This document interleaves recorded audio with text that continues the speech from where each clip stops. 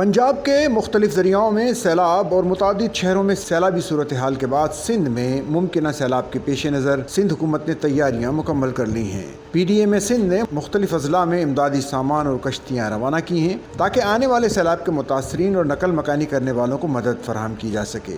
وزیر اعلیٰ سندھ سید مراد علی شاہ نے ہائی لیول فلڈ ایمرجنسی اجلاس کی صدارت کی، جس میں 3 اور 4 ستمبر کو گڈو بیراج پر اونچے درجے کے سیلابی ریلے داخل ہونے اور صوبے بھر میں متوقع بارشوں کے پیش نظر تیاریوں کا جائزہ لیا گیا۔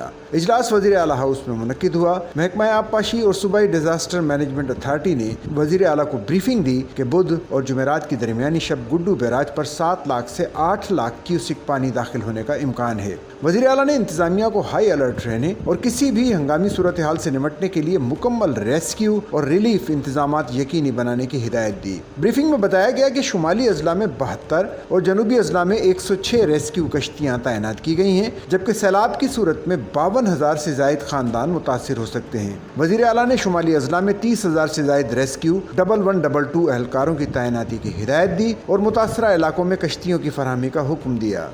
سچل نیوز نیٹ ورک کی ویڈیوز میں خوش آمدید۔ ناظرین، ویڈیو سے متعلق اپنی قیمتی رائے کا اظہار کمنٹ باکس میں ضرور کریں اور چینل کو سبسکرائب کریں۔